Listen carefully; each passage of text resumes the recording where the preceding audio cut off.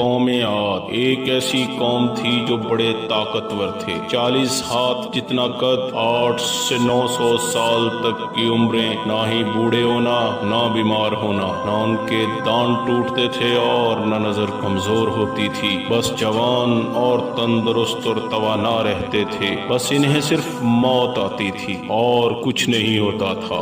سلیمی اردو کے معزز ناظرین، السلام علیکم ورحمۃ اللہ۔ قوم عاد کا زمانہ 2000 سال قبل مسیح مانا جاتا ہے، جبکہ اس کا وجود پہلی صدی عیسوی تک رہا۔ ان کو 1000 ستونوں والے شہر کی قوم بھی کہا جاتا ہے۔ ان کا مرکز حضر موت کا علاقہ تھا۔ یہ لوگ مذہبی طور پر بت پرست تھے۔ عرب کے قدیم باشندے عرب سے نکل کر شام، مصر اور بابل کی طرف بڑھے، وہاں پر طاقتور حکومتوں کی بنیاد ڈالی۔ انہوں نے ان علاقوں پر 1500 برس تک حکومت کی۔ قرآن کریم میں ان کو عاد اولیٰ کے نام سے یاد کیا گیا ہے، گویا عرب کی قدیم قوم سام اور عاد اولیٰ ایک ہی قوم کے دو نام ہیں۔ بنیادی طور پر عاد ایک ایسے شخص کا نام ہے جو بعض روایات میں حضرت نوح علیہ السلام کی چوتھی پشت اور بعض روایات میں 5ویں نسل سے ہے،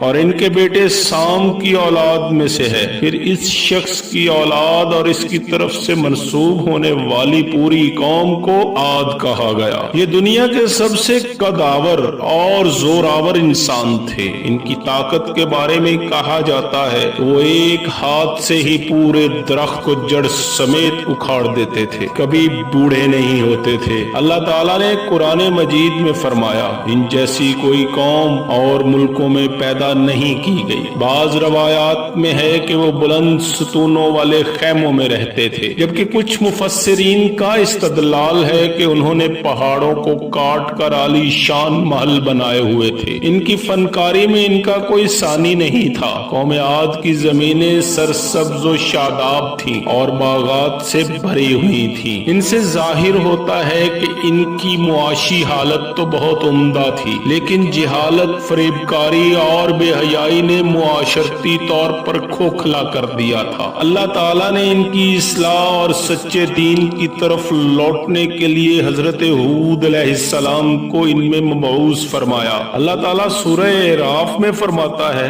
اور ہم نے عاد کی طرف ان کے ہم قوم ہود کو بھیجا۔ انہوں نے کہا، میری قوم خدا ہی کی عبادت کرو، اس کے سوا تمہارا کوئی معبود نہیں، تم شرک کر کے خدا پر محض بہتان باندھتے ہو۔ مگر انہوں نے خدا کے پیغمبر کو جھٹلا دیا اور ہدایت قبول کرنے سے انکار کر دیا، اور وہ بولے، اے ہود، ہمارے خداؤں نے تیری عقل خراب کر دی ہے، جا جا اپنے نفل پڑھ، ہمیں نہ ڈرا اور ہمیں نہ ٹوک، تیرے کہنے پر کیا ہم اپنے باپ دادا کا چال چلن چھوڑ دیں گے؟ عقل خراب ہو گئی ہے تیری، اگر تیرے کہنے پر چلے تو ہم تو بھوکے مر جائیں گے۔ انہوں نے شرک، ظلم اور گناہوں کے طوفان سے اللہ کو للکارا، تکبر اور غرور میں بدمست بولے۔ اللہ پاک فرماتے ہیں، ترجمہ، پھر عاد کا قصہ تو یہ ہوا کہ انہوں نے زمین میں ناحق تکبر کا رویہ اختیار کیا اور کہا کہ کون ہے جو طاقت میں ہم سے زیادہ ہے؟ بھلا کیا ان کو یہ نہیں سوچا کہ جس اللہ نے ان کو پیدا کیا ہے وہ طاقت میں ان سے کہیں زیادہ ہے، اور وہ ہماری آیتوں کا انکار کرتے ہیں؟ کوئی ہے ہم سے زیادہ طاقتور تو لاؤ نا،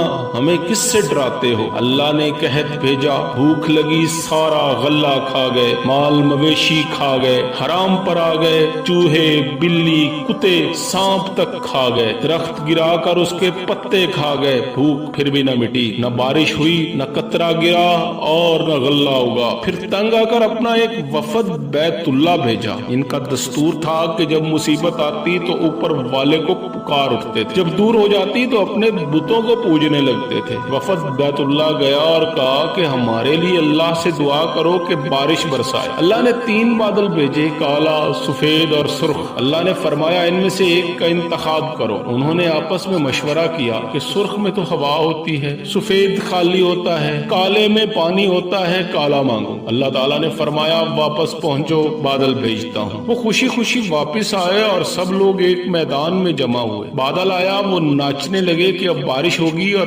قحط مٹ جائے گا اور کھانے کو میسر آئے گا۔ کیا پتا تھا کہ وہ بارش نہیں اللہ کا عذاب ہے جو تم ہود سے کہتے تھے کہ لے آ جس سے ہم کو ڈراتا ہے۔ اس بادل میں ایسی تند و تیز ہوا تھی کہ جس نے ان کو اٹھا اٹھا کر مارا، ان کے گھر اڑا دیے۔ 7 ہاتھ کے قدآور لوگ تنکوں کی طرح ہوا میں اڑ رہے تھے۔ ہوا ان کے سروں کو ٹکراتی تھی اور اتنی زور سے ٹکراتی تھی کہ ان کے بھیجے نکل کر ان کے منہ پر لٹک گئے۔ بعض لوگ بھاگ کر غار میں گھس گئے کہ یہاں تو ہوا نہیں آ سکتی مگر میرے رب کا حکم ہو کر رہتا ہے۔ ہوا غار میں بگولی کی طرح داخل ہوتی اور ان کو باہر اٹھا کر پھینک دیتی، اور لگاتار 1 ہفتہ تک یہ ہوا جاری رہی اور پوری کی پوری قوم کو تہس نہس کر کے رکھ دیا سوائے ہود علیہ السلام اور ان کے پیروکاروں کے۔ اللہ تعالیٰ نے فرمایا فَهَلْ تَرَىٰ مِن بَاقِيَةٍ، کیا کوئی باقی بچا ہے؟ اللہ تعالیٰ نے ان کو ہلاک کر کے دکھایا کہ جب تم اللہ اور اس کے رسول کی نافرمانی کرو گے